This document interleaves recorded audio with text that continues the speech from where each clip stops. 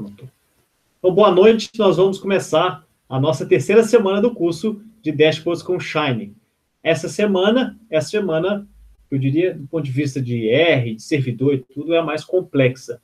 Então, nós trabalharemos e desenvolveremos um mapa, caixas interativas e discutiremos sobre um indicador bastante utilizado pelos epidemiologistas e ficou bastante popular, não tanto feito a média móvel durante a pandemia da Covid, que continua, persiste. Nós iremos avaliar o indicador que se chama R efetivo. Vou explicar brevemente, apontar links para caso vocês queiram se aprofundar e se vocês quiserem me ajudar também na discussão. Nós temos 10 pessoas na sala, então tem muita gente que provavelmente vai assistir a aula gravada, então eu aproveito também para que vocês fiquem mais à vontade para participar. Eu acho que vai ser mais fácil quando tem menos pessoas para trabalhar. Os nossos objetivos de hoje... e antes de eu falar dos objetivos, eu preciso anunciar uma coisa fantástica. Kleber e Cláudia fizeram o desafio e estenderam o desafio da semana passada. Então, exemplo, alunos exemplo, eu gostaria de pedir, caso vocês ainda não tenham feito o desafio, que vocês possam fazer o desafio o mais rápido possível, para que vocês possam, com base no conhecimento passado, construir mais conhecimento com o que nós vamos discutir essa semana. Eu vou deixar a apresentação para vocês, deixa eu tentar compartilhá-la aqui, para que vocês possam, vocês já têm acesso, mas nunca é demais compartilhar. Vocês podem deixar lá aberta aí, porque existem alguns links que podem ser de interesse para vocês. Show! Nossos objetivos de hoje são criar um mapa interativo usando uma biblioteca do Leaflet, escrita em R, no final das contas é um JavaScript que a gente vai usar e facilitar a nossa vida com o trabalho com JavaScript. Nós vamos criar as caixas interativas com indicadores epidemiológicos e, especificamente, nós vamos discutir um pouquinho sobre o R efetivo. Vai ser um pouquinho, não pode ser muito tempo, porque o nosso tempo é limitado. Então, o que eu vou fazer é indicar referências, o script que é usado para estimar, o pacote do R, feito de um consórcio de epidemiologistas, eu acho que chama Recon. Existem vários pacotes, nós vamos usar esses pacotes para poder gerar indicadores, estimar o R efetivo, por exemplo, e os indicadores de crescimento de casos da pandemia. Eu acho que aqui nós vamos ver, talvez, uma das maiores vantagens, eu diria, assumindo também a pandemia, aquela corrida que foi no último ano, no primeiro ano, no ano passado dela, foi a procura de criar soluções com base científica. O R, por ter uma característica mais acadêmica nos últimos 15 anos, já tinha uma comunidade de pesquisadores, e especificamente o Imperial College London, que é o mais famoso na área de projeções epidemiológicas, que já tinha desenvolvido um pacote, uma biblioteca do R, para poder estimar. Nós vamos usar essa biblioteca para poder estimar o R efetivo. Qual que é a vantagem disso, do ponto de vista de produto?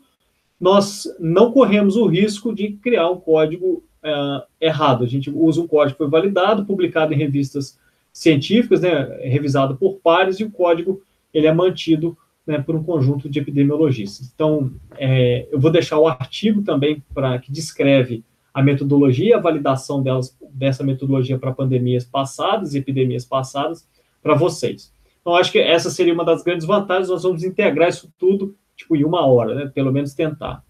E no final, nós vamos apresentar o subprojeto dessa semana.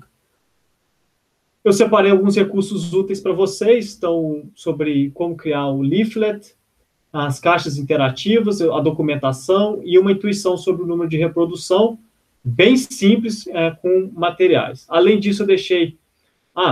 são scripts que nós vamos trabalhar hoje. Então, eles estão todos no nosso repositório do GitHub, dentro da semana 3.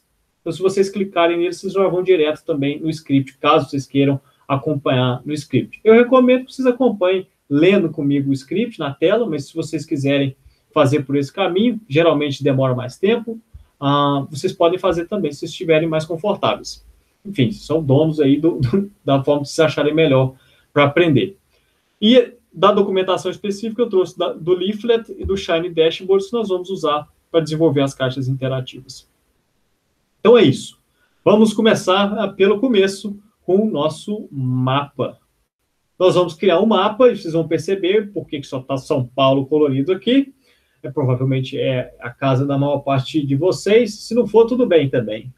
Nós vamos tentar desenvolver um mapa com os casos da Covid, os casos da última observação possível, colocada pelas secretarias municipais de saúde do Brasil inteiro, para um determinado estado. A gente não vai fazer isso para o Brasil inteiro por questões de otimização do código, é só porque demora demais para carregar todos os arquivos com os limites de cada município. Mas, enfim, acabou a conversa. Só para recapitular para vocês, nós temos o repositório do GitHub foi atualizado, está falando aqui, inclusive, foi das 7 horas atrás, e nós temos, dentro do repositório, está aqui o link dele também, eu vi que algumas pessoas fizeram forks, mas os forks provavelmente estão desatualizados, pelo menos hoje à tarde eles estavam, para vocês desenvolverem os projetos, se quiserem compartilhar lá do GitHub também. Eu percebi que dos forks, a maior parte das pessoas não conhecem bem eu vou assumir que não conhece meu GitHub, porque só tinha esse repositório como fork. Não tem problema, só quando possível, aprenda o GitHub, que pode ajudar bastante vocês no desenvolvimento dos seus códigos. Bem, estão todos dentro da semana 3, vocês podem consultar, e nós vamos trabalhar cada um dos códigos hoje. Então, dito isso, sim, Vitor, já começou, seja bem-vindo. Nós vamos começar a falar sobre como criar um mapa usando o Shiny. Gostaria de saber se alguém tem alguma dúvida, alguma pergunta. Nós podemos começar agora. E se vocês estão vendo a tela do meu RStudio, e se ela está do tamanho certo, vocês conseguem ler sem problema. Que essa é uma outra preocupação que eu tenho.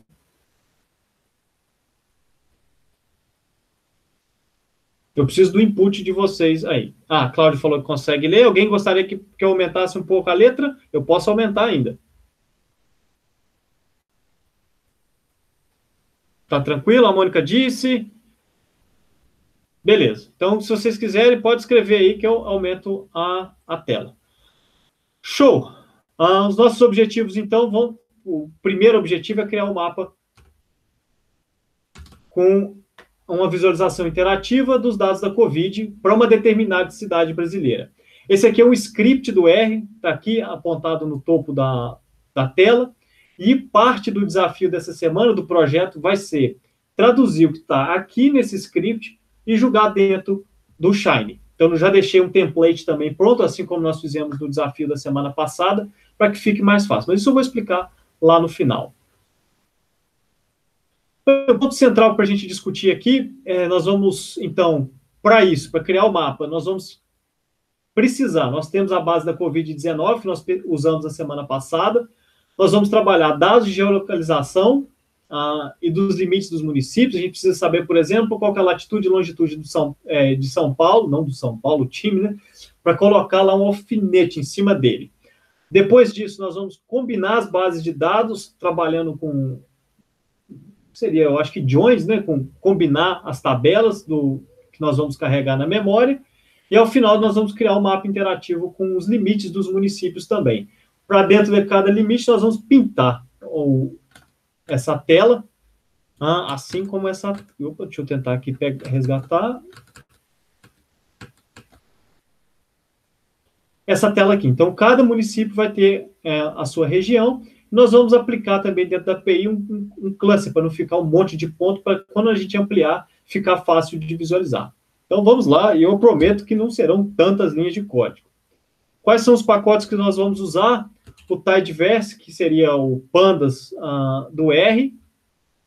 O Leaflet, que é um pacote que é usado para visualizações, e vocês vão ver que a API dele é muito parecida à forma de escrever com o Tidyverse, especificamente o ggplot2, que nós usamos também na aula passada. E esse último pacote aqui é o RGDAO, que é utilizado para manipular shapefiles.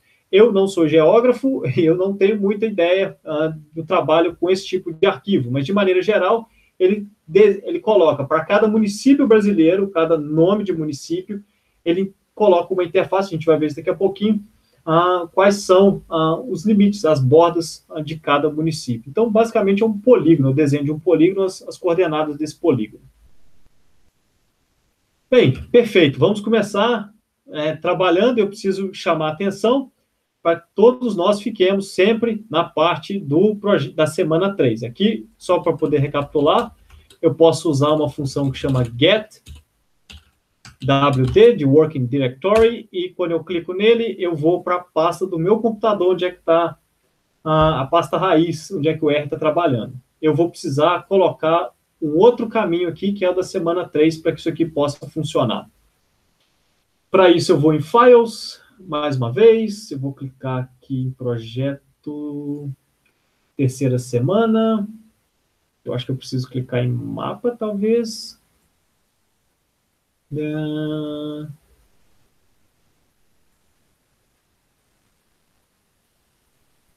Só estou procurando esse arquivo aqui, data, geolocalização, e aparentemente deixa eu estar aqui. A culpa é toda minha. Basicamente, eu consegui apagar os dados de geolocalização. No primeiro momento, eu vou carregar os dados da COVID.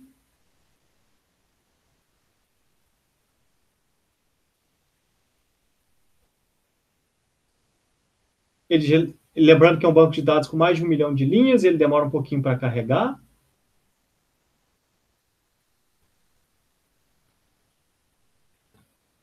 E os dados de geolocalização eu vou precisar copiar do projeto final. Só um tempinho aqui.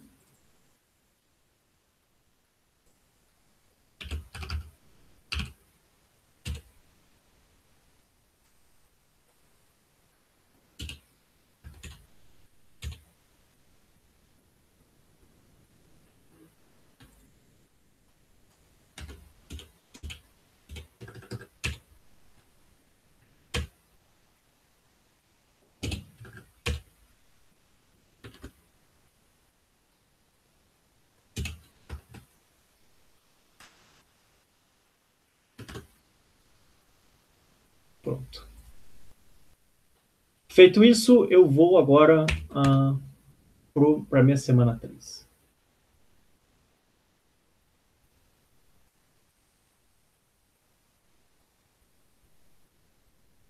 Pronto. Se eu retornar aqui, o getWD, eu vou falar que agora eu estou na terceira semana, que é o lugar que eu preciso estar para carregar o arquivo. Esse arquivo agora eu vou ter que trocar a raiz, depois eu atualizo o GitHub, ele vai estar em subprojeto. E aqui, geolocalização, tá aqui, base de geolocalização.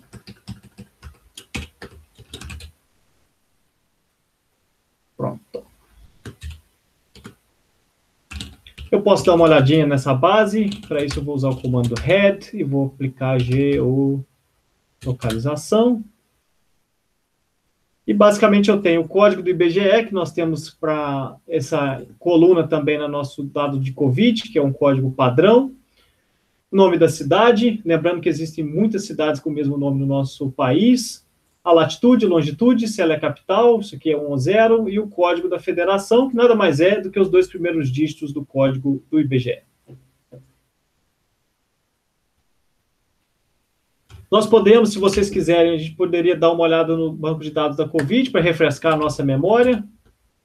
E hoje não vai travar. Pelo menos espero. Hoje não vai travar. Você pode tentar pegar o município que você tiver, por exemplo, e dar uma olhadinha no município, qual que é o código dele. Você pode usar a barra de busca aqui. A gente vai dar uma olhada hoje no Rio de Janeiro. Vi que tem bastante gente do Rio. Nós vamos dar uma olhada de Salvador também. Não sei se tem alguém aqui de Salvador, mas a gente vai pesquisar um pouquinho. Assim, nós extraímos o código de São Paulo. Aqui é um número mesmo. E aqui nós podemos tentar filtrar São Paulo só usando os dados de geolocalização. Então, São Paulo está nessa latitude, nessa longitude, é uma capital, e o código da federação é 35, e a gente vai usar, essa informação já está aqui, nós somos preguiçosos, nós vamos usar depois uma expressão regular para poder extrair esse dígito aqui. Perfeito. Como nós estamos pensando no mapa inicial, nada melhor do que a gente pensar num caso específico para depois nós testarmos e generalizarmos para o geral, para depois nós colocarmos dentro da nossa aplicação Shine. Lembrando que nós já temos um seletor na nossa aplicação com o nome do município.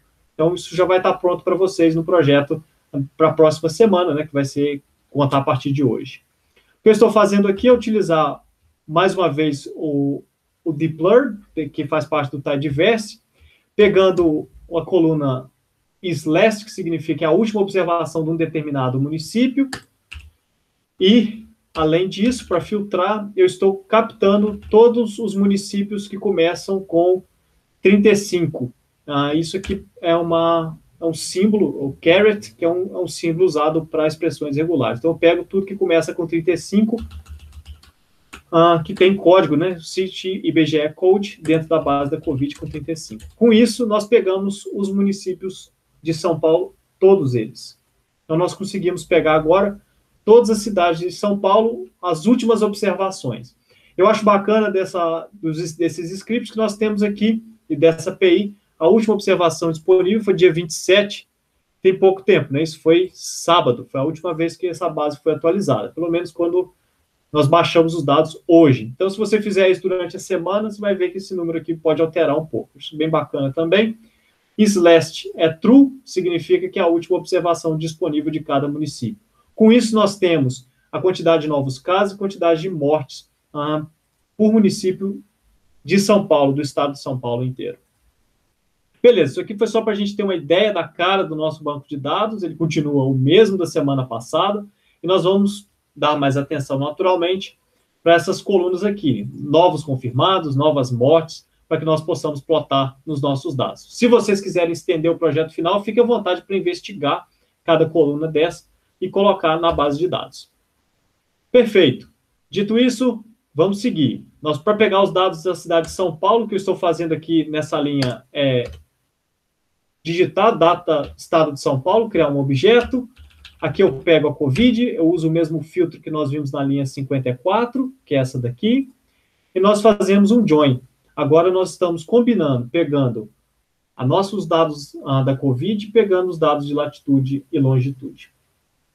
No nosso caso, nós vamos fazer um left join, que seria manter a base da Covid-19 e trazer as informações, as colunas dos dados de geolocalização para os municípios de São Paulo. Essa é uma função que ainda está usando um comando de cadeia, né, o pipe. Então, o que eu preciso fazer para fazer o left join, como eu mencionei Covid em cima, eu preciso só colocar um ponto aqui e falar o segundo banco de dados, chamar o segundo banco de dados. O R aceita esse tipo de join que você fala. Minha tabela da esquerda, que é a Covid-19, os dados de identificação são tem esses nomes, a coluna, e o da direita, que eu vou juntar, que são os da latitude, vem com o código do IBGE. Então, eu só preciso passar isso aqui e ele vai combinar as duas tabelas. A gente pode ver o resultado, porque foi mais fácil para visualizar, para quem não está acostumado com joins. Então, nós estamos basicamente combinando tabelas. Então, é esperado que nós possamos ver aqui tanto latitude quanto longitude, capital e código F no nosso banco de dados. Então, isso foi o que aconteceu. Ele juntou as duas tabelas utilizando o identificador. No nosso caso, o identificador foi esse CIT IBGE Code. Nós estamos com sorte, porque isso está tudo pronto. Nós podemos também, se nós quisermos, basicamente testar os dados para São Paulo. E foi o que eu tinha feito há pouco, os dados estão todos prontos para a gente aqui. Então, a última data observada, não sei se essa data vai ser igual para todo mundo, depois a gente pode verificar isso, testarmos alguns municípios. Nós temos dados que o IBGE trouxe sobre qual quantidade de população, eu acho que, se não me engano, a população estimada em um determinado ano. Enfim, nós temos algumas coisas legais aqui. Casos também colocados sobre casos de Covid para cada 100 mil habitantes, que é uma das medidas que se usa para padronizar. Porque senão São Paulo sempre vai ter muito mais, Covid do que o resto, mas não necessariamente a situação vai estar pior na capital. Perfeito, agora é hora da gente dar uma olhadinha de como fazer o primeiro mapa. O primeiro mapa, eu vou abrir agora o leaflet para a gente ter uma ideia da documentação. Se vocês quiserem estender, fiquem à vontade para poder trabalhar. Como eu tinha dito, o Leaflet é uma biblioteca de JavaScript, ela é de código aberto, e o pessoal do RStudio, a empresa que desenvolveu a ideia que eu estou usando agora, eu acho que uma boa parte de vocês está usando também para fazer esse curso, criou uma API para poder comunicar com o Leaflet. Ela tem uma integração com Shiny, e eu queria só mostrar para vocês como que ela funciona. Ela é uma API interativa, e você pode conectar dentro dessa API outros tipos de visualizações. Aqui, no caso, estou usando o OpenStreetMap, mas é possível usar outros. Se vocês quiserem aprofundar, eu recomendo que vocês deem uma olhadinha. Então, existem vários estilos de mapa. Então, a gente vai poder trocar o estilo de mapa de acordo com o gosto de vocês, né, para poder seguir uma identidade visual da empresa ou da consultoria que vocês estão desenvolvendo. Então, esse aqui é o recurso que nós vamos usar. É possível, além disso, plotar linhas, e a gente vai fazer isso daqui a pouquinho também. Então, acho que é bem bacana, porque ela é interativa. Nós vamos trabalhar um pouquinho essa biblioteca agora. Para criar o mapa, dentro do próprio RStudio, deixa eu tirar isso daqui e aumentar para cá. O que eu preciso fazer é iniciar a API usando o comando leaflet, lembrando que é um pacote que está carregado lá em cima. Então, está carregado aqui na parte de pacotes. E eu preciso carregar e usar o comando pipe, que nós já usamos no ggplot 2 e no dplyr, né, para poder fazer a manipulação. Então, feito isso aqui, eu crio um objeto M. Esse objeto ainda não está plotado, mas quando eu digito M aqui, eu já tenho o meu mapa. Então, você consegue visualizar dentro do próprio RStudio também os mapas. Muito parecido com o que nós acabamos de ver, e ele já é interativo. Então, facilita bastante o trabalho de análise exploratória de dados. Bem, mas não está bom, né? Não tem nada ainda. O que a gente precisa fazer, esse mapa, quando nós carregamos,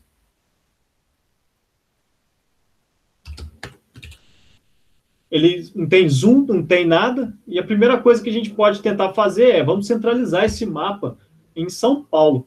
Então, o primeiro momento que a gente pode fazer é basicamente pegar os dados de geolocalização de São Paulo. Para isso, eu vou lá na tabela de geolocalização, no data frame, deixa eu usar o termo do R, e eu vou pegar todos aqueles que tem o código do IBGE, que é igual à cidade de São Paulo, só vai ter uma. O banco de dados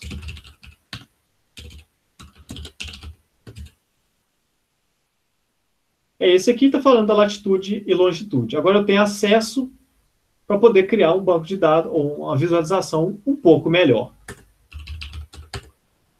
Para isso, agora, eu repito o comando que nós tínhamos visto, eu inicio o leaflet, vou colocar um tipo de mapa diferente, depois eu peço para vocês se divertirem usando a documentação, e agora eu consigo já padronizar e centralizar o meu mapa. Para isso, eu preciso passar os parâmetros de longitude, latitude e zoom. Feito isso, estamos em São Paulo agora. Se nós diminuirmos o zoom, você já pode imaginar o que vai acontecer. Talvez não seja bom o suficiente para visualização. Então, vou voltar aqui para 11. Show! Nós já temos o primeiro mapa, nós já centralizamos, mas a gente não tem nada de Covid ainda. Então, é hora da gente melhorar ainda mais a nossa visualização. Por enquanto, não serve para nada, né? Serve só para quem gosta de estudar mapa.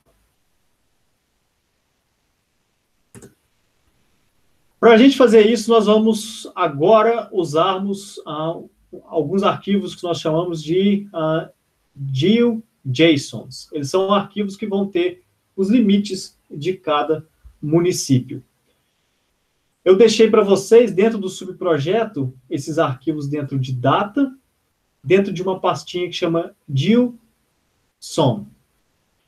E existem dados de todos os municípios do nosso país.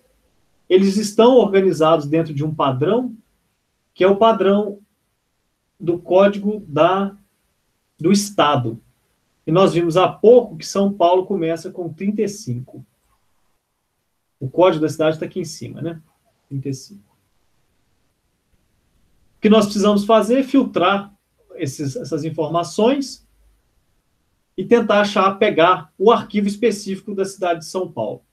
Isso é experiência minha. Por exemplo, acho que 31 é Minas Gerais, só Minas Gerais é um banco de dados de 3 mega, isso demora muito para renderizar. Então, vai ser uma estratégia que nós vamos usar só o estado, porque a maior parte dos usuários vão dar uma olhada primeiro, eles vão filtrar por cidade e depois eles podem ter uma ideia do entorno. Então, é por isso que a gente vai usar dessa forma.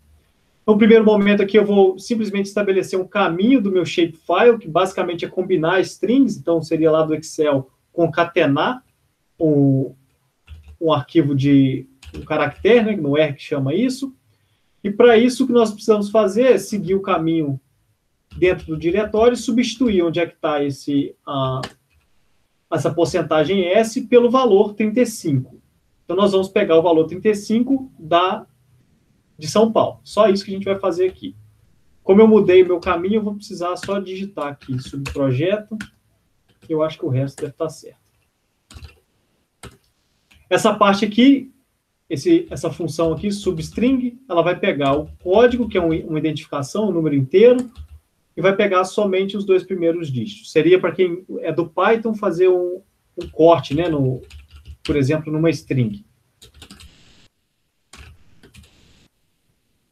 Só retornar aqui para vocês verem o que aconteceu. O que eu fiz basicamente foi pegar o subprojeto e botei o 35 dentro dessa cadeia de caracteres aqui. Só fiz isso. Então, isso aqui é útil porque se você quiser trocar o estado, mudar o estado, a cidade, seleciona a cidade, você vai lá, pega os 2 primeiros dígitos do código e ele basicamente vai poder pegar o arquivo certo aqui e carregar os nossos dados.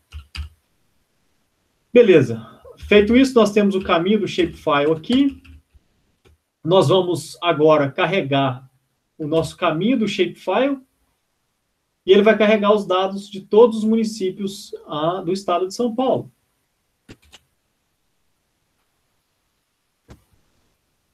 Vou só mostrar aqui rapidinho.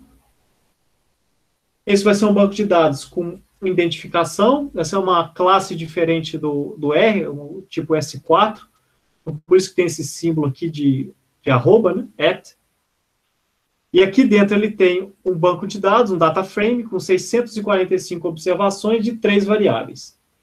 Essas variáveis nós temos ID, que é o código do IBGE, começam todos com 35, a gente já tinha discutido isso. O nome do município, uma descrição do município, eu não sei como que ela se difere, e existe uma outra, um outro objeto dentro dessa classe aqui, que são os polígonos, que são as representações geográficas de cada município de São Paulo. Então, essa é a cara do nosso shapefile, nós vamos carregar. Nós precisamos, naturalmente, para trabalhar esse arquivo dentro do leaflet, nós precisaremos importar os dados da COVID para dentro desse data frame aqui. A gente vai usar o mesmo left join que nós tínhamos usado há pouco. Então, deixa eu voltar aqui para o nosso caminho.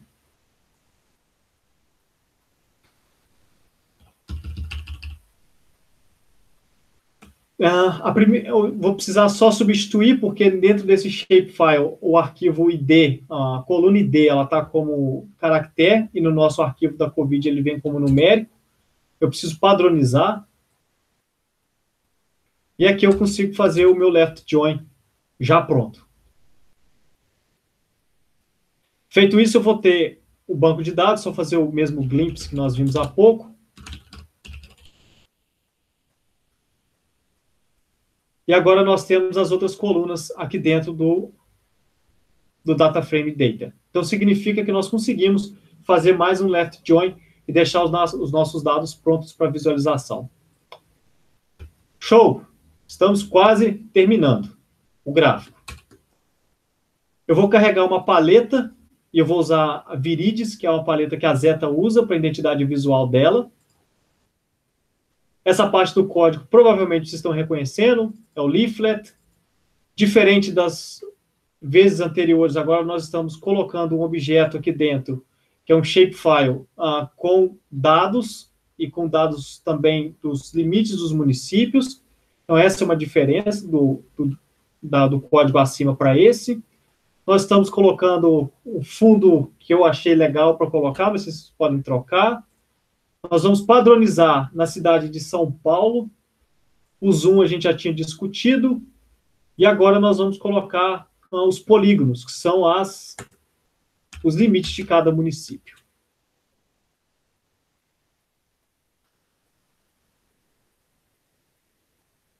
Então, nós já temos aqui já uma divisão, já plotamos os limites de São Paulo. Para isso, eu acho que eu acabei antecipando bastante aqui. Para esse polígono funcionar, nós precisamos colocar alguns critérios, e aqui eu coloquei se as bordas elas vão ficar muito agudas, elas muito fortes, ou elas vão ficar mais suaves. Eu coloquei uma opacidade no gráfico para a gente ainda poder ver alguma coisa no fundo. Eu preenchi os casos da paleta com os casos novos confirmados para São Paulo.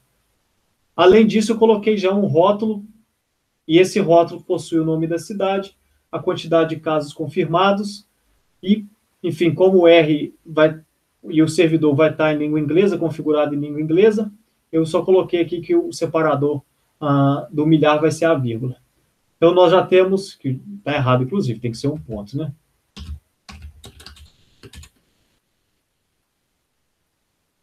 Feito isso, quando nós passamos o mouse agora sobre a cidade de São Paulo, nós já temos a quantidade de casos. E o mais legal, como nós adicionamos os polígonos, a gente já tem para todos os outros municípios também.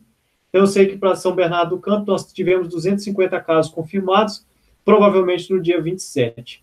Então, a gente já fez bastante coisa, rapidamente, e com algum problema também da visualização, porque como São Paulo é a cidade mais populosa do estado e a mais populosa do Brasil, a mega city, né? A maior parte dos casos e a paleta toda vai chamar tudo para São Paulo. Então, esse é um ponto. O nosso gráfico já está quase 100% pronto. E nós podemos ainda adicionar mais alguma coisa para ficar dentro da especificação do que eu tinha mencionado. Para terminar, nós vamos poder colocar agora marcadores no nosso mapa. E, além desses marcadores, nós vamos colocar algumas informações da Covid. De maneira geral, nós seguimos o mesmíssimo caminho do que nós vimos há pouco. Então, nós estamos adicionando os polígonos que nós carregamos do shapefile, especificamente do estado de São Paulo.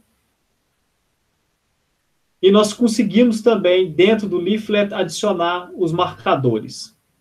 Esses marcadores, eles são adicionados, e eu peço para vocês olharem a documentação, simplesmente colocando os dados de longitude e latitude.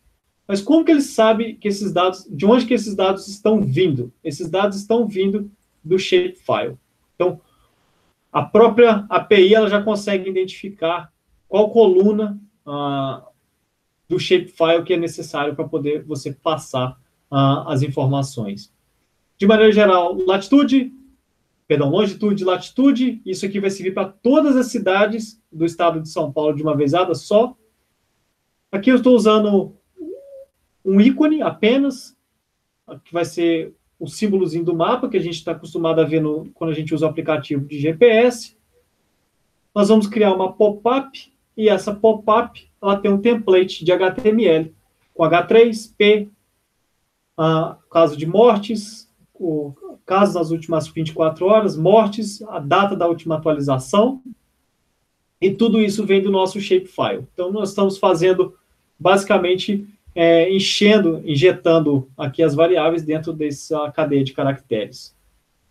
Para terminar, nós vamos criar uma opção de clusters para poder ficar mais fácil de visualizar. Eu vou mostrar o que significa isso.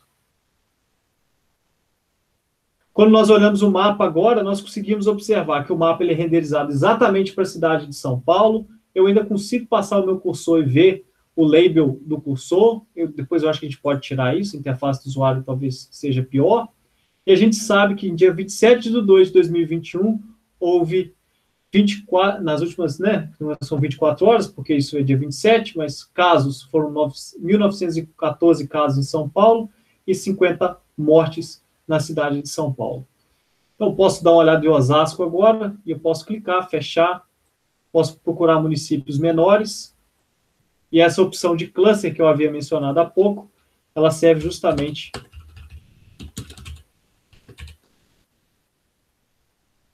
para facilitar. Caso contrário, quando nós minimizamos a tela, nós temos essa impressão horrorosa do mapa, e o mapa fica até lento, porque a API precisa renderizar cada pontinho desse, cada marcador. Então,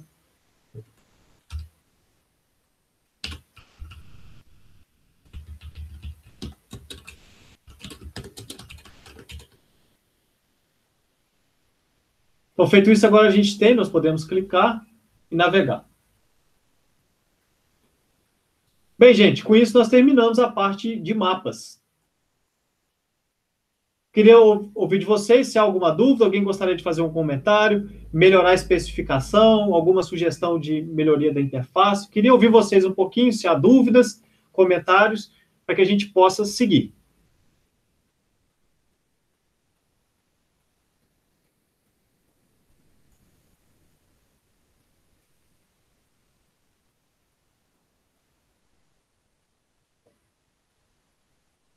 Vitor, obrigado, professor Vitor, pelo comentário. Sim, Kleber, pode perguntar.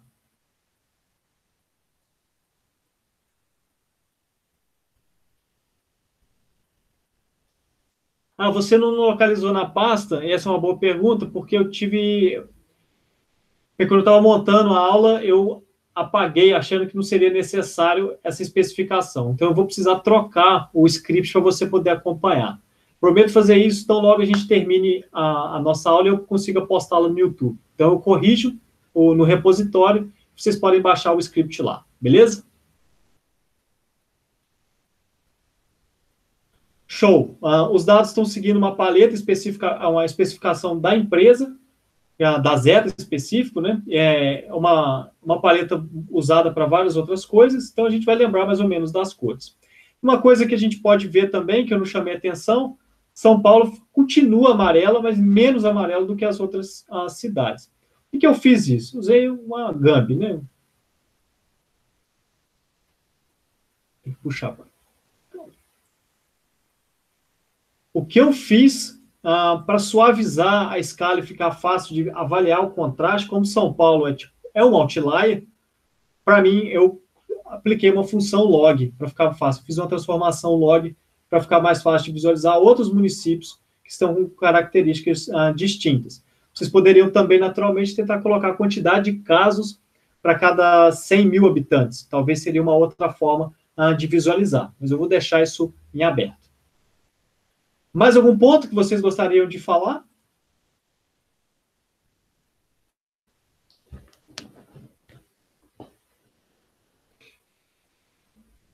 Então, nós vamos seguir para a nossa próxima etapa, que nós vamos ver agora, que vai ser bem menor do que essa primeira, é a parte mais complexa, eu acredito, o maior código que a gente vai ter que colocar dentro do nosso projeto final.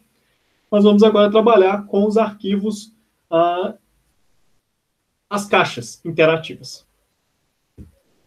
Eu vou atualizar, então, depois, vou jogar isso no GitHub e vocês peguem esse arquivo atualizado. No vídeo que eu vou postar no YouTube, na descrição vai estar a parte mais atualizada, sem problema. Deixa eu apagar aqui, deixa eu fechar. Então, terminamos a parte do mapa e nós vamos agora trabalhar com a aplicação Shine. Enfim, não é isso? Nós vamos trabalhar um pouquinho com a aplicação Shine. Então, do nosso curso de aula, nós vamos para essa segunda parte, e a especificação que nós temos é uma aplicação Shine muito parecida, só que agora ela já está com layout mais metido à besta. Nós teremos a cidade, nós vamos pegar a quantidade de casos acumulados, casos nas últimas 24 horas, e nós vamos pegar o número de reprodução efetivo. O destaque maior vai ser o número de reprodução efetivo, que eu acho que pode ser um indicador útil para vocês acompanharem como anda a Covid na cidade de vocês. Então, vamos lá, vamos trabalhar.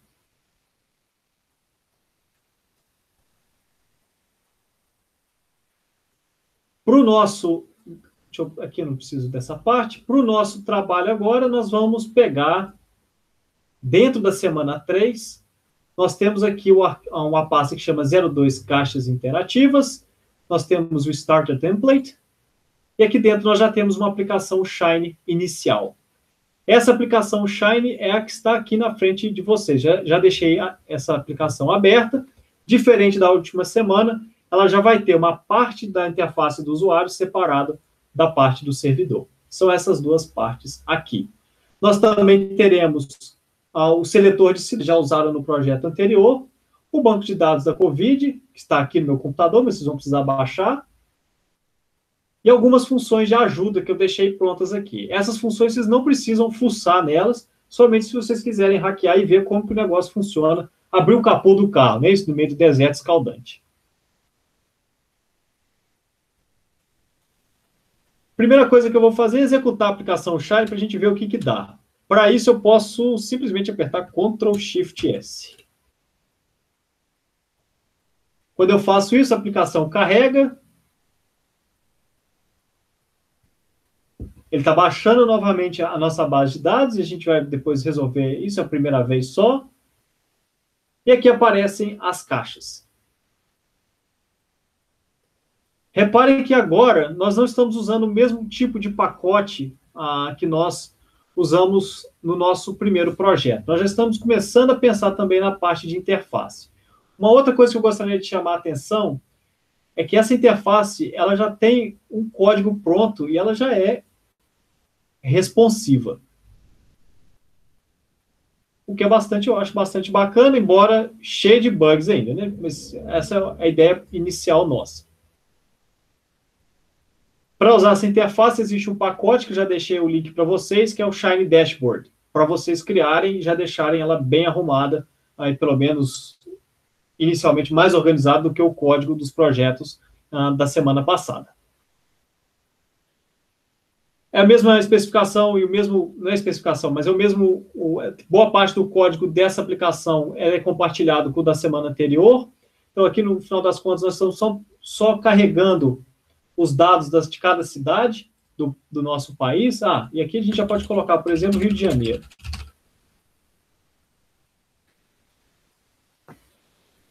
E ela atualiza, eu acho que até rápido, né? Feira de Santana, Florianópolis,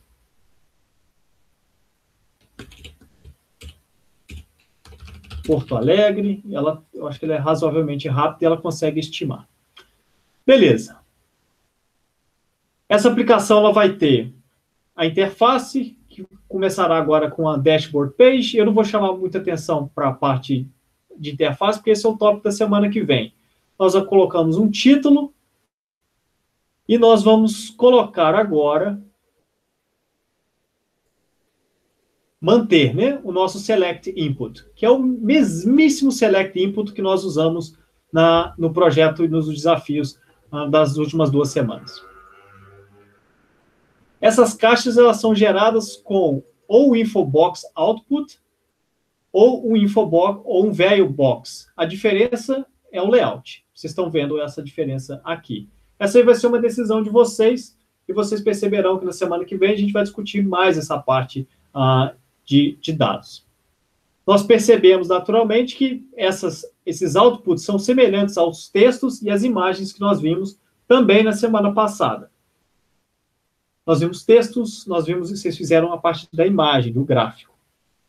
Então, o que nós vamos fazer agora, nós percebemos que isso aqui está vindo de algum lugar e a gente já pode desconfiar que isso vem lá do nosso lado do servidor.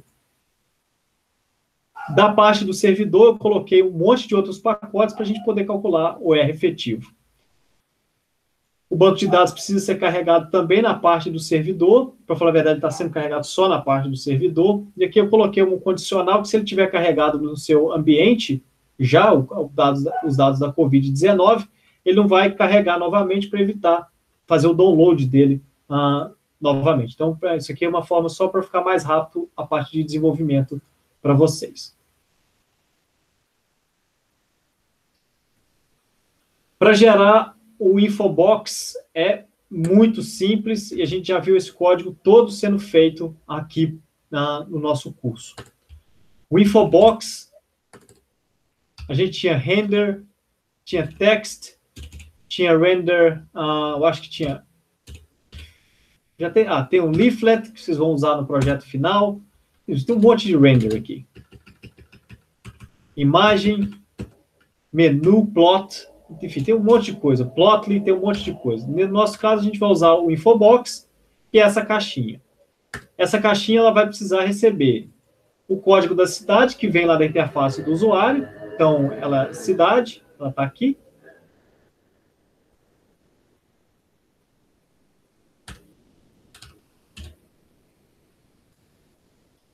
E o que nós vamos fazer é o que nós já tínhamos feito. Nós vamos pegar os casos acumulados, que nada mais é do que uma coluna do nosso banco. Pegamos o banco da Covid-19, filtramos com a última observação, pegamos o código da cidade que vem lá da interface e selecionamos a coluna. Feito isso, aqui é só detalhe. Nós vamos colocar, iniciar um infobox, retornar, né, um infobox, um texto que nós quisermos, no nosso caso aqui, casos acumulados, perdão, e nós vamos formatar colocando 12 dígitos, para ficar o número aqui, o separador de milhar e o separador de decimal quando necessário. Aqui, no caso, não faz sentido nenhum. Posso até tirar. Então, é isso aqui que vai gerar o Infobox. Os casos das últimas 24 horas, que eu acho que não precisa ser, a última não é 24 horas, tem que trocar isso. O código é quase o mesmo. Vou colocar aqui.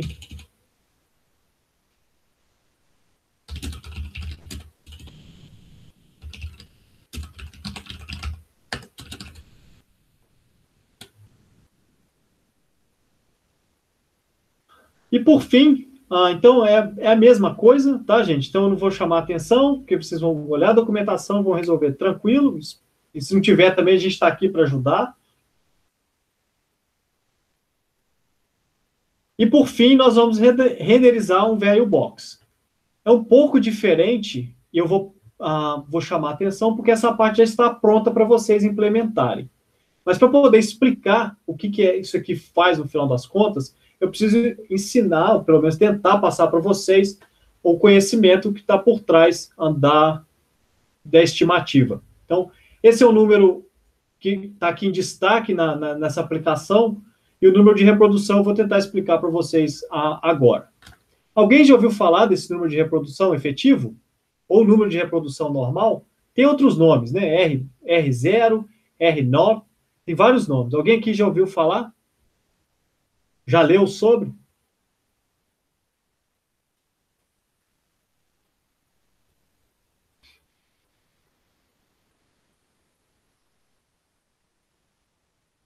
Pode falar que não, sem problema nenhum, tá? Só preciso saber se vocês estão aí.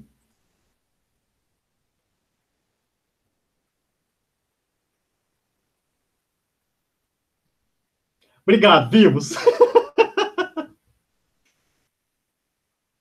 Então, o Kleber falou que nunca escutou, sem problema nenhum, porque, enfim, a gente está descobrindo isso tudo juntos. O Rafael falou que já. Rafael, o que significa? Você pode falar para a gente? Abrir o microfone aí e falar conosco? O que você lembra? Sem medo de errar, por favor. Beleza, Henrique. Basicamente... agora que eu vi a imagem, eu falei, Rafael, sei quem é, vai. Foi bem. Tá. Basicamente, o quanto que o vírus consegue... Quanto que ele infectaria, né? Quantas pessoas ele infectaria a partir de um indivíduo infectado. E você poderia me dar um exemplo, por exemplo, Rafael? O que significa esse índice perto de 1? O que significa um R efetivo de 1? Eu já não me lembro tão bem assim. Sem problema. Mas você tá ótimo, tá quentíssimo. O perto de 1 quer dizer que ainda a doença ela continua circulando, né? Porque você tem ali mais indivíduos infectados a partir de um único indivíduo, né? Se ela estiver abaixo de 1, ela tá em recessão. Isso significa que a doença está ficando sob controle. Perfeito. E esse número, ele pode ser estimado... Muito obrigado, Rafael. Fantástico. Imagina. Resumindo o que o professor Rafael falou aqui. Se o R efetivo for maior do que 1, só uma definição um pouquinho mais formal, mas o que ele falou está certíssimo. O número de reprodução significa a quantidade média de infecções causadas por uma pessoa infectada. Se é 2, se esse número é igual a 2, significa que numa determinada região uma pessoa passa para cada 2 pessoas. A COVID, por exemplo. Isso é usado para vários outros tipos de doenças infecciosas. Esse R efetivo, para nós, para tudo dar certo, ele precisa estar menor do que 1. Se ele for igual a 1, significa um número estável. Uma pessoa transmite para outra, que transmite para outra, e assim sucessivamente.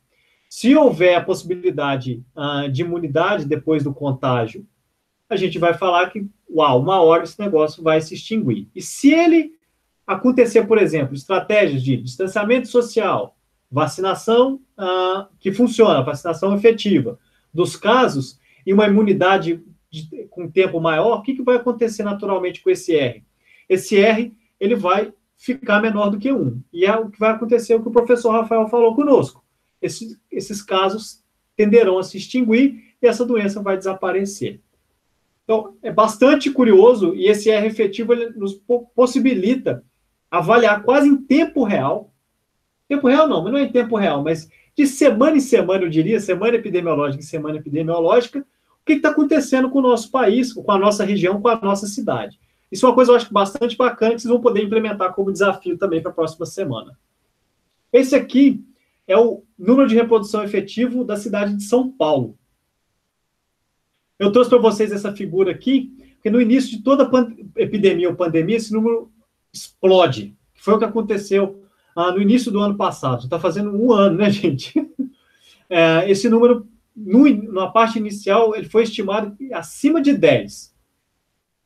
Loucura. A gente está falando de uma pessoa infectada transmite para 10. A gente está falando de uma população sem nenhum tipo de anticorpo, sem nenhuma forma de se defender. O que acontece ao longo do ano passado, nós vemos picos, e essa linha tracejada aqui me indica o 1. O que nós queremos avaliar do ponto de vista de saúde pública é que esse número fique abaixo de 1. E não é perto de 1, a gente quer que ele fique bem abaixo para a gente suprimir. Nós conseguimos perceber que para a cidade de São Paulo, nós temos oscilações. Essas oscilações elas estão associadas também à quantidade e à forma que esses dados são reportados. Que as secretarias colocam, né, final de semana reportam menos, no outro dia, às vezes na segunda-feira, a quantidade de casos explode. Então, a gente está vendo essa onda aí, existem formas de amortecer. Os pesquisadores, por exemplo, os dados do Brasil, não usam mais casos, usam as mortes, porque elas são indicadores mais confiáveis do que a quantidade de casos observados. Além disso, alguns tentam amortecer essa série temporal utilizando as médias móveis que vocês viram para poder estimar o modelo. Mas, de maneira geral, a gente tem uma ideia do padrão e a gente vai analisar um pouquinho, a gente vai brincar um pouquinho com o script, mas vai ser bem rápido, eu prometo. Eu deixei um script para vocês brincarem com o R efetivo e avaliarem como que ele pode ser estimado, e vocês podem colocar para o município de vocês também. Aqui são as bibliotecas, eu havia prometido que são bibliotecas de um consórcio de epidemiologistas do mundo inteiro, da comunidade acadêmica. Se vocês tiverem curiosidade, está aqui o link para vocês investigarem, e aqui está a metodologia utilizada para gerar aquele gráfico. Então, existem vários parâmetros que são estimados, que nós tivemos que acompanhar lá da Zeta, dentro da literatura, para poder criar estimativas mais confiáveis. E aplicar também, naturalmente, com rigor maior, esses dados. Então, esse foi o modelo 1 que as pessoas colocaram para a gente visualizar e acompanhar. E, infelizmente, os nossos gestores não têm tanto conhecimento, não é todo gestor que conhece o número de reprodução efetivo de uma pandemia, para poder avaliar essas estratégias, por exemplo, de restrição de comércio, elas têm algum tipo de efeito, restrição de mobilidade urbana, elas têm impacto, e avaliar se está na hora de afrouxar um pouco, de restringir, de avaliar se as atividades de vacinação já diminuíram esse número, o R efetivo. Eu deixei tudo aqui para vocês, mas eu não vou chamar atenção para isso, a gente vai só carregar, que eu vou mostrar para vocês, tem como estimar esse número e deixar um gráfico bem legal, interativo, porque eu gostaria que vocês me ajudassem como cientistas. Deixa eu só parar aqui e tentar carregar o meu mapa. Eu gostaria da ajuda de vocês para interpretar se os nossos feriados, o que os nossos feriados têm feito com o R efetivo. Mais uma vez, eu estou aqui usando os os dados do município de São Paulo, só para confirmar aqui, eu já deixei separado 3 municípios, São Paulo, Rio e Salvador. E aqui a gente já pode ter uma ideia usando o Plotly. Opa, apertei errado. O que aconteceu no nosso... em São Paulo, especificamente. Bem, se vocês fossem... se eu fosse perguntar para vocês, eu vou perguntar, né? O que vocês acham que fez... Quais são as possíveis causas? Porque a gente está olhando uma série temporal, é difícil estabelecer relação de causa e efeito. Quais são os momentos que esse R efetivo, depois de julho de 2020, ficou acima de 1? Então, eu já vou fazer assim, porque o início do gráfico está sacaneando a gente.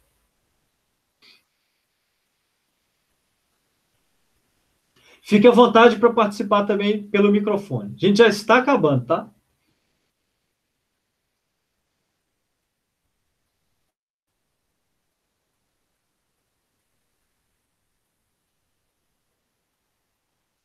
Então, no nosso eixo Y, nós temos o número R efetivo. E em X, nós temos a data. O nosso amigo Cleber já falou, feriados. Vamos dar uma olhadinha, então, passar o mouse sobre, que nós já vamos ter uma ideia. Aqui, o número de reprodução voltou para 2. É estimado que, provavelmente, os coronavírus, o número de reprodução efetivo deles, número no final da pandemia, né, quando se resolve tudo, é de 2,5. Aqui a gente está falando de circulação livre, leve e solta, né, igual arroz cepé. Data 19/11/2020. Perto de 19/11/2020, nós tivemos um feriado de finados, não é isso? Então, o Kleber, eu acho que já levantou aí a primeira hipótese. Nós estamos falando de um aumento muito grande do número de reprodução efetivo. E, eu, se não me engano, todo mundo desceu, né, para a Serra, foi para Santos e curtiu a praia. Resultado, São Paulo teve um aumento de casos, né? Isso, a proclamação aí da nossa República, dia 15/11. Foi um feriado emendado e o resultado está aqui. Eu falei finados, mas eu falei errado, desculpa. Finados, eu acho que foi por causa da forma, depois, né, que o pessoal quis comemorar finados dessa forma. E aí nós temos também a outra data, com nossa hipótese que o Kleber lançou, que é o início do ano. O número de reprodução efetiva ele vai para 1,7 e ele aumenta. Então, nós estamos falando com uma consequência razoável. A Cláudia nos chamou a atenção também, faz sentido, porque existe um certo delay, né? As pessoas precisam entrar em contato para o coronavírus ter o tempo de propagação. Então, a gente sempre vai olhar, mesmo para o número R efetivo, a gente está olhando um pouquinho para trás. Mas nós precisamos, a gente tem bons caminhos, né, às vezes, quedas bruscas. Naturalmente, nós precisamos estar atentos que esse número precisa ficar abaixo de 1 ao longo do tempo. Então, nós vimos que o feriado da proclamação da República, 15 de novembro, foi um feriado que aumentou bastante, teve esse efeito do R efetivo, e nós vimos também que as pessoas, aparentemente, não vou falar que se aglomeraram, né, porque a gente tem evidências disso, mas a gente está interpretando uma série, enfim, só uma série temporal, mas a gente pode começar a suspeitar que isso tem influência, sim. Se tudo der certo, se a vacinação em massa funcionar e as vacinas com eficácia comprovada também conseguirem reduzir, o que a gente vai provavelmente observar nesse ano, se houver vacinação, uma queda desse número abaixo de 1. Então, é isso. A gente conseguiu ver, não tivemos carnaval esse ano, então, aparentemente, pelo menos, eu sei, em São Paulo, nós tivemos, esse número está um pouco acima de 1, mas, enfim, esse número a gente tem que sempre interpretar com cautela, porque se as nossas UTIs já estão cheias e o sistema de saúde está cheio, esse número não pode ficar acima de 1. A gente tem que reduzir esse número. Caso contrário, se esse número estiver um pouco acima de 1, a gente pode ter algum tipo de colapso ou gasto extra em saúde por causa da Covid. Então, beleza, deixei o script para vocês estudarem, caso vocês queiram, naturalmente. Não só o script, mas sim também o artigo e uma explicação sobre o R efetivo. Para a nossa última parte do nosso encontro de hoje, nós vamos falar do projeto que vocês precisam desenvolver para a próxima semana, valendo 15 pontos do total do nosso curso. Então, 15 pontos já foram na semana passada, vamos para mais 15 nessa. O projeto ele está localizado dentro da terceira semana, chama-se Starter Template, e também existe um aplicativo Shine prontinho para vocês usarem. O que vocês vão desenvolver nessa semana?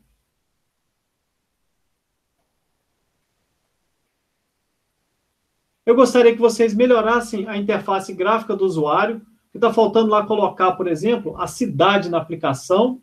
Acho que aqui eu já consigo renderizar, só colocar aqui como diretório de trabalho. Então, essa é a aplicação. Vocês vão precisar colocar qual foi a última observação válida, e para isso nós temos essa informação no banco de dados da Covid-19. Os infobox estão prontos para vocês. O exercício 2, você vai colocar o mapa que a gente desenvolveu na primeira parte da aula dentro da sua aplicação Shine, dentro dessa linha aqui embaixo. Esse mapa precisa estar centralizado na cidade escolhida pelo Select Input. Ele precisa conter indicadores sobre a Covid, usando os marcadores que nós vimos, os polígonos, né, para separar os limites. E você coloca o seu código aqui abaixo. Se você quiser estender, mudar, fica à vontade. Agora é a hora de você separar, fazer o seu trabalho melhor do que o projeto final, do que a especificação. Eu separei também um desafio. Eu deixei pronto, né? Eu já falei onde é que está, o complemento R efetivo para a semana 3, do código do R para gerar aquela série temporal.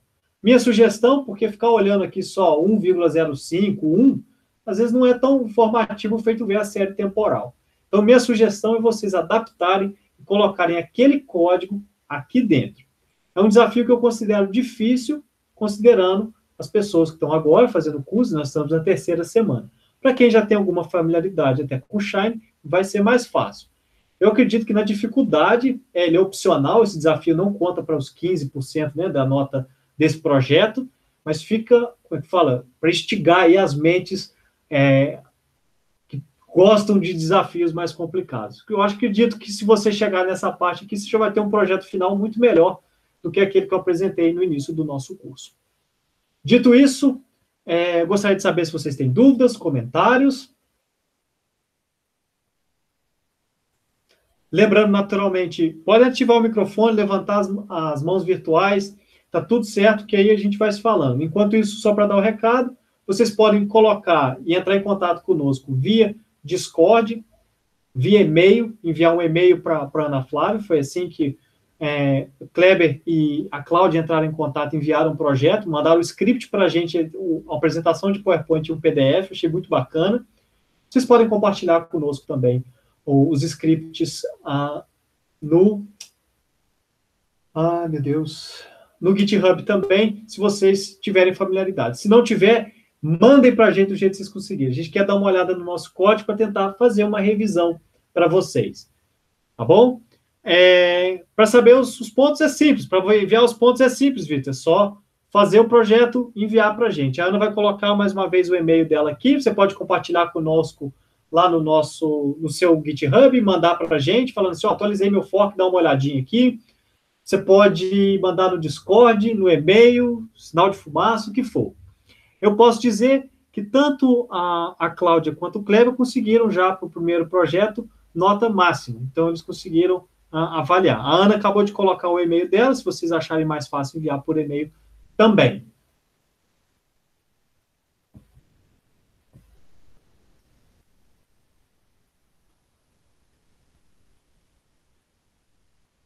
O prazo final para esse projeto, porque 70% vai ser... 70% são 70% dos pontos é o projeto final.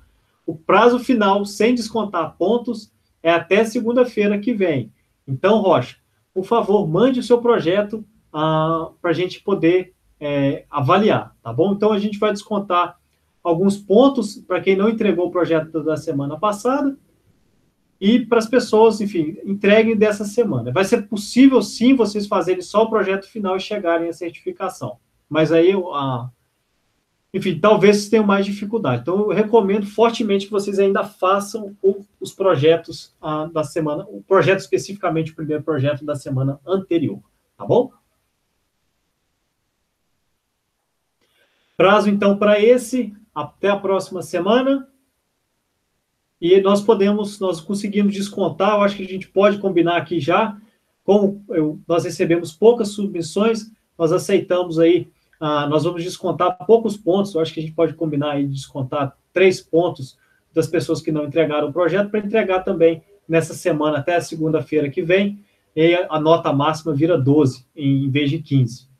A gente pode deixar isso combinado também, então a gente avalia em 12 por causa para descontar o prazo da entrega. Seria injusto também com os nossos colegas, ainda bem que a gente está na sala virtual, né? Senão o pessoal vai jogar bolinha de papel neles, que cumpriram o prazo.